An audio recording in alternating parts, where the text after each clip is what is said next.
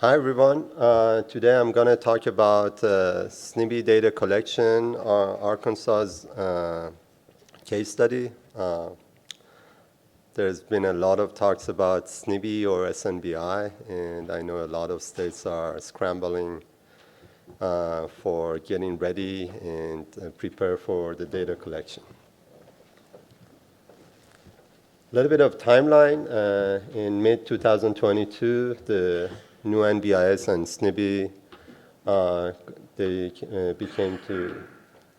they got effective, and then in March of 2025, that would be the last year that agencies are supposed to submit their NBI submittal. After that, there would be SNBI submittal, and by March of 2028, everything is supposed to be 100% SNBI submittal. And for most of agencies, you have bridges that are on 24-month cycle. So that means that by 2026, you have to start full data collection of SNBI. But there are some states, as you see on this chart, for example, MnDOT has a lot of bridges on 48-month cycle. So it means that they have to start data collection starting January of next year. Not much time. So I was looking at it. We have MnDOT, we have North Dakota, and also Nebraska from Midwest. So as you all know, there are a lot of challenges in terms of transition to the SNBI. I would say one of the biggest challenges is that agencies don't have the software that is ready for data collection. There are three primary software, ASHTO BRM, AssetWise, and InspectX in the market. BRM, the version 7, which is SNBI ready, was delayed until late this year. I don't know if it's out yet. And if you haven't paid $500,000 for the early access, you have to wait till 2024. AssetWise, to the best of my knowledge, is going to be ready early next year. And a lot of DOTs like Wisconsin, they use in-house software, or Illinois, and they have to upgrade those software to be compatible with SNBI. And we see a lot of issues in terms of not being able to collect SNBI data. Luckily, our platform, InspectX, was fully ready with SNBI data collection since December of 2022.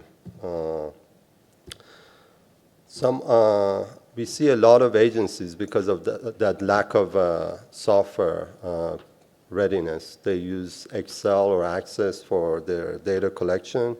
And there are a lot of issues with that. For example, we're dealing with a large sum of data. Excel, the performance goes down when you are working with a huge data set. It doesn't have Excel is not made for many-to-one relationship, as SNBI is basically it's one of the main requirements. If you want to have multiple people using the data, Excel is not the best software for that. And also, you cannot have a good audit log of what's changed, or basically look at the issues with the data with Excel. There are a lot of shortcomings with Excel. In terms of cost and labor, that's one of the issues that a lot of DOTs are dealing with. For example, a lot of turnover in the states in terms of retirements and going to consultant side. There is significant time and resources required. The NPRM estimate 1 to 10 hours of data collection per bridge, and that translates to $200K to $18 million, depending on the size of the inventory. So a huge investment.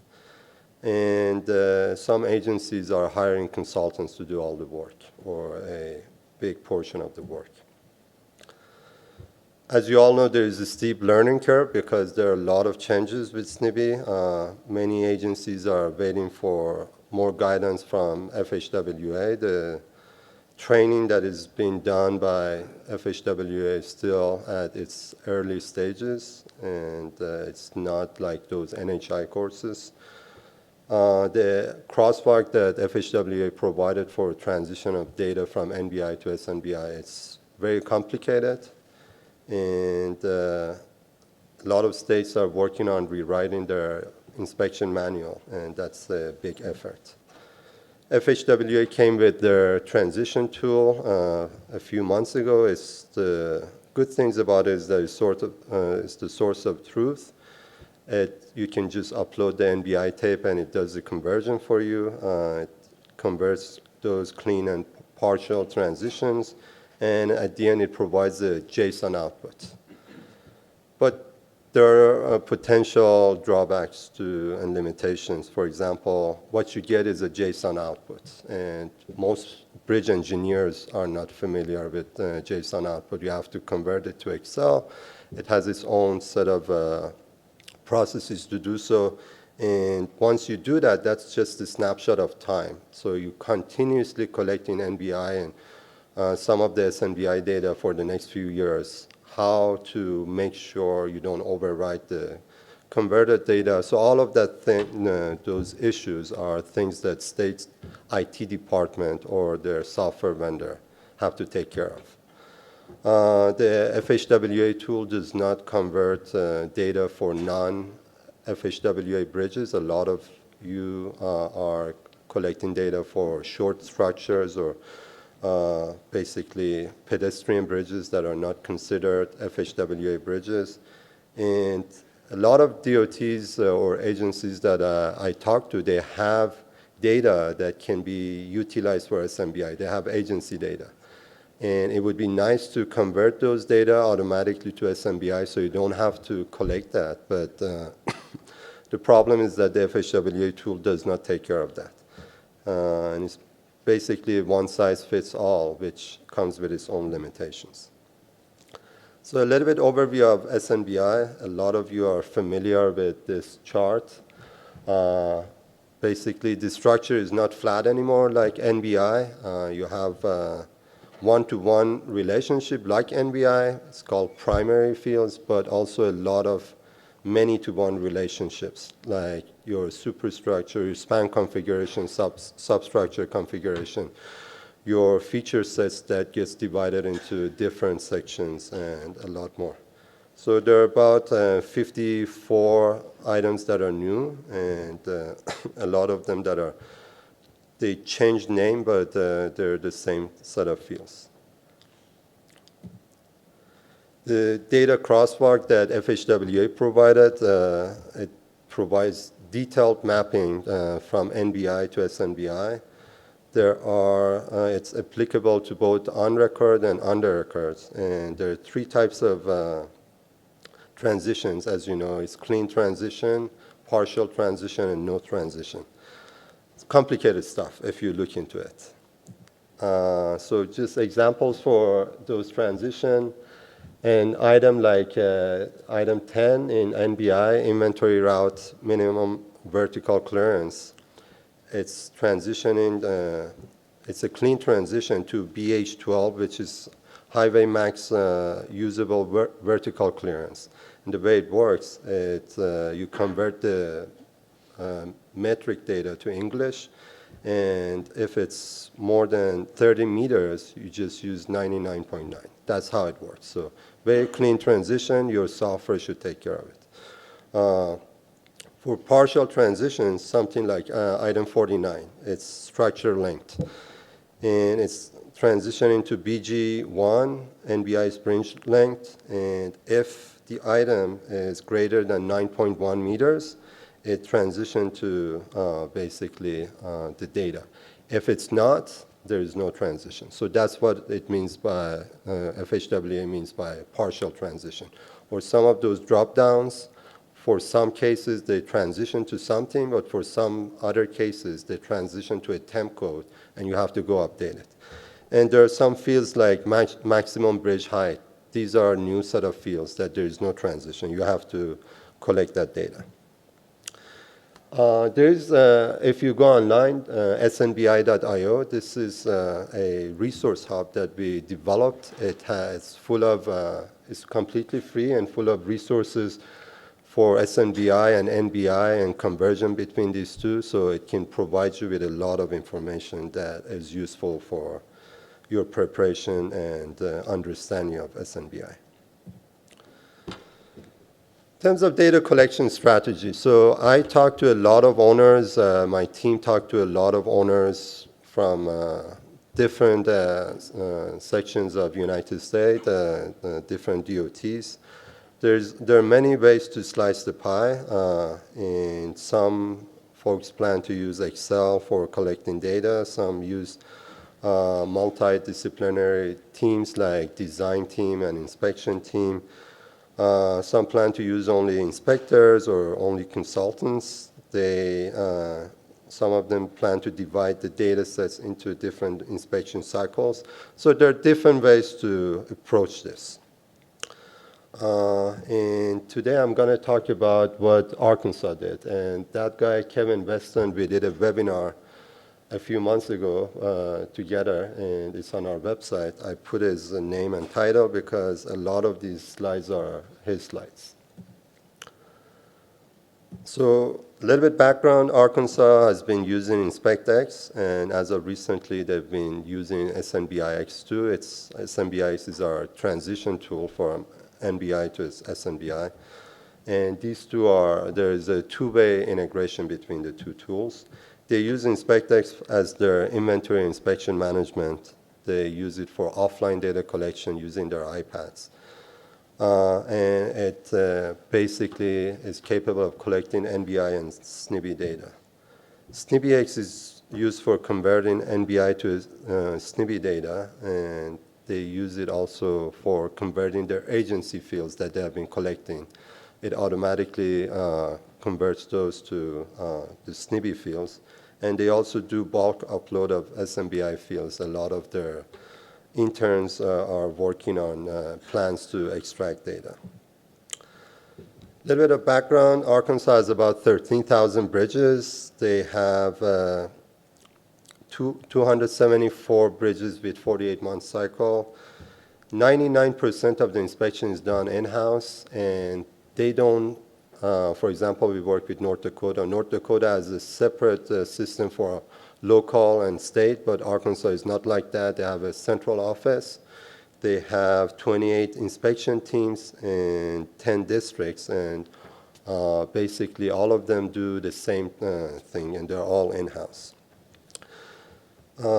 They use iPads for offline data collection, and they do full SNBI data collection. They're planning to do full SNBI data collection starting January of next year. To date, so what they did, I'm going to talk a little bit more about that, but they started doing SNBI data collection in the central office in late January of this year. They started only doing it with the headquarters, 4 teams in the headquarters.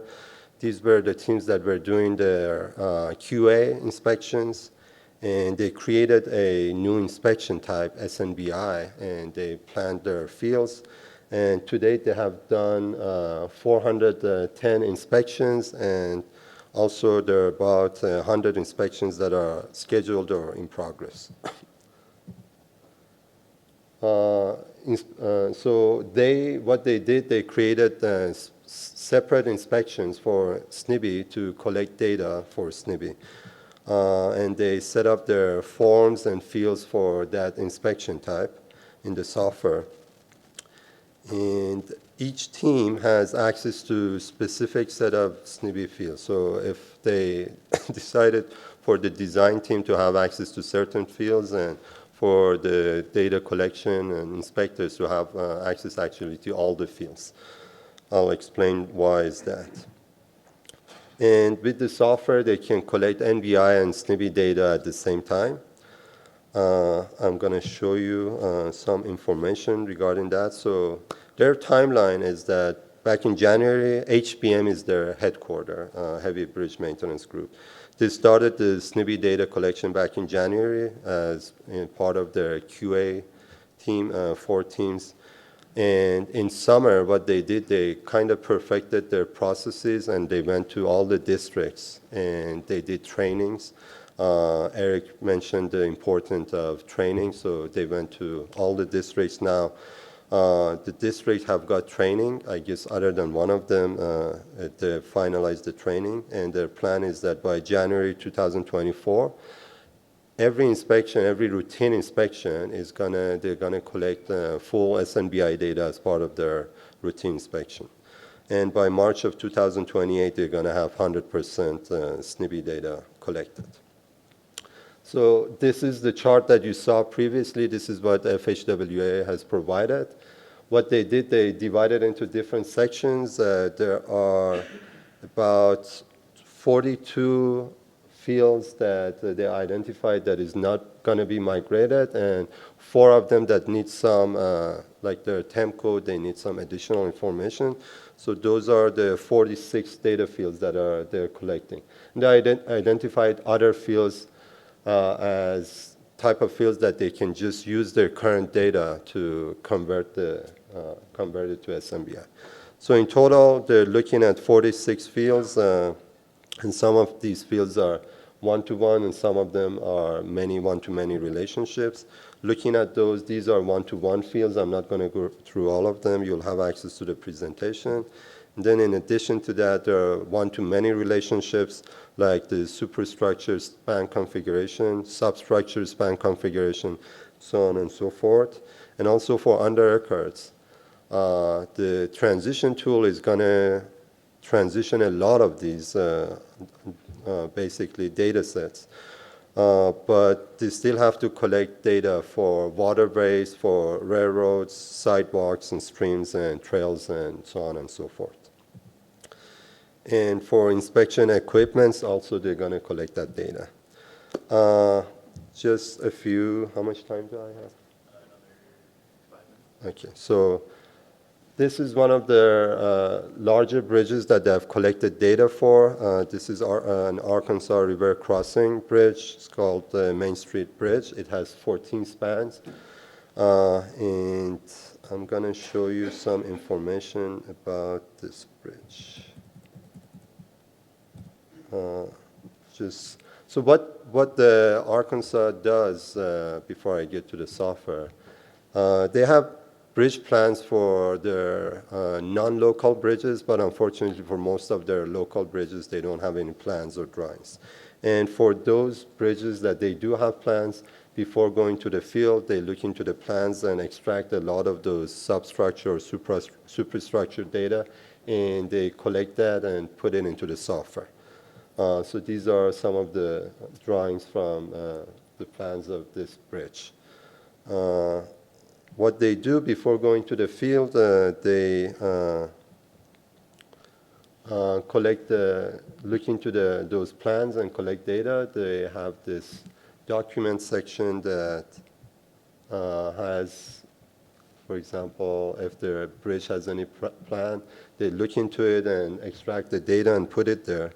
And this is the inspection that the SNBI data collection inspection that they collected. This was back in late February for this bridge.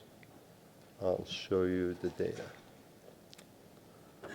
So these are the forms and pages that how they decided to divide their SNBI data. So these are the primary fields.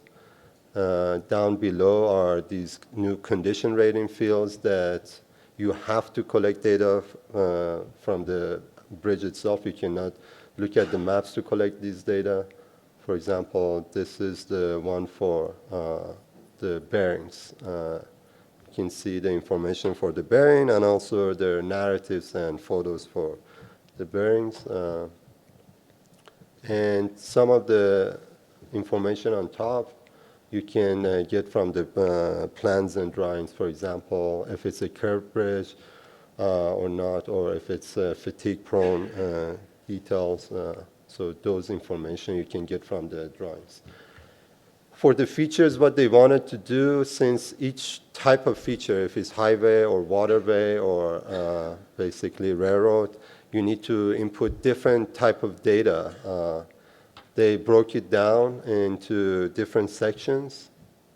For example, this one has a waterway. It says below bridge is Arkansas Bridge, and the minimum vertical clearance is 60 feet, and the channel width is 200. It doesn't have other type of feature. For substructure units, they collect the substructure unit. I think this is a 14 span bridge, and for each substructure type that is repeated, you need to add one row, and basically this gets submitted to FHWA. And they went ahead and collected the data for this bridge, and most of this data is from the plans and drawings rather than doing it from the field. They only do it in the field if something's missing from the plans.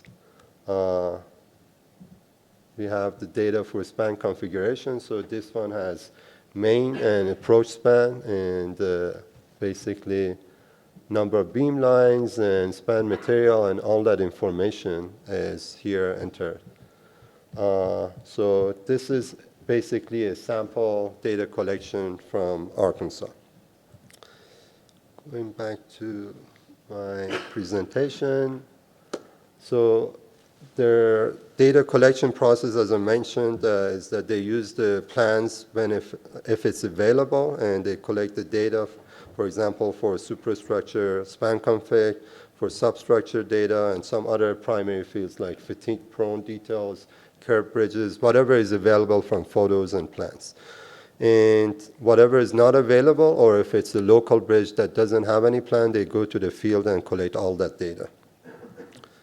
This is another sample bridge. I'm not going to show it to you, but just a set of recommendations for agencies that have not finalized their SNBI data collection plans. I would say start small. Preferably don't use Excel for data collection if you can. Excel is not the best product. Go through those data fields and the tables that you saw. Divide them into different sections that basically your agency wants to have.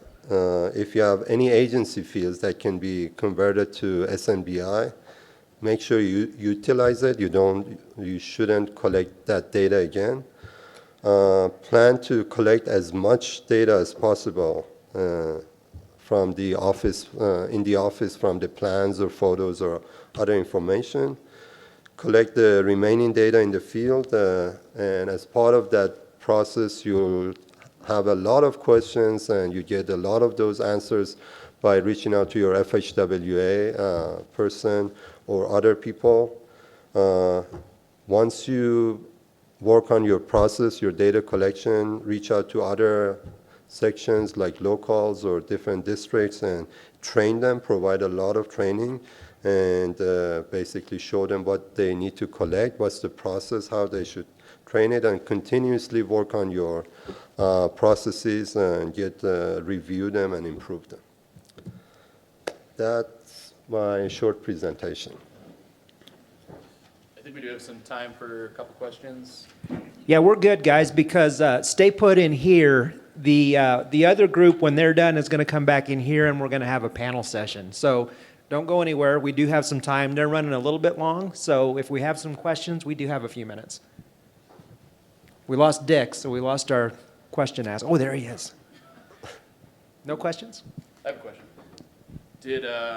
Did Arkansas create some sort of document to help train? Did they create like a formal manual or anything for the transition to data and data collection? Not a formal manual, so it's mostly done in the software. All the forms is done in the software, and they have presentations for their basically training. I wouldn't say it's a formal document, but it's something that they use internally.